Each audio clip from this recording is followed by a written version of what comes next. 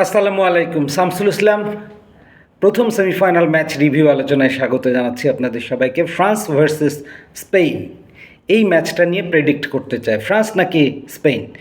দেখেন, ফিফা র্যাঙ্কিংয়ে ফ্রান্স শীর্ষস্থানীয় দল, থার্ড পজিশনে আছে স্পেন, এবং থ্যাঙ্কফুলি শীর্ষ র্যাঙ্কিংয়ের 4টি দলই এবারে সেমিফাইনালে উঠেছে। আর্জেন্টিনা এবং তাদের প্রতিপক্ষ ইংল্যান্ড, তারাও টপ 4-এর র্যাঙ্কের দুটো দল। উইন প্রেডিক্টর কি বলছে? ফ্রান্সের ম্যাচে 41% জয়ের সম্ভাবনা তাদের, 30% জয়ের সম্ভাবনা স্পেনের, এবং 29% মানুষ ভোট দিয়েছেন যে এই ম্যাচটা এক্সট্রা টাই ব্রেকারে যেতে পারে। অর্থাৎ দুই ইউরোপিয়ান জায়ান্টের যে লড়াই, ফ্রান্স ভার্সেস স্পেন, এদের একটা চিরায়ত রাইভালারি আছে। দু দলের প্রথম দেখা হয়েছিল 1922 সালে 30 এপ্রিল। সেখানে স্পেন 4-0 গোলে জিতে গিয়েছিল, সেটা ফিফা ফ্রেন্ডলি ম্যাচ ছিল। সর্বশেষ দেখা হয় 5ই জুন 2025 সালে উয়েফা নেশনস লিগ ফাইনালে। সেখানে 5-4 গোলে আবারও স্পেন জয়ী হয়। তো ফ্রান্সের সাথে স্পেনের জয়ের রেকর্ড অনেক বেটার।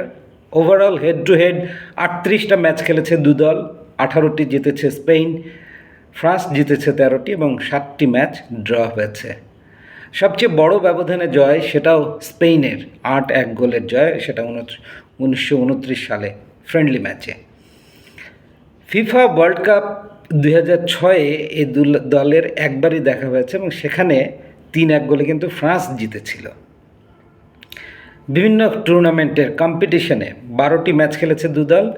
ফ্রান্স জিতেছে 6বার, স্পেন জিতেছে 4বার, দুটো ড্র হয়েছে। এবং ফ্রান্সের গোল 21টা, স্পেনের গোল 17টা কম্পিটিশনগুলোতে।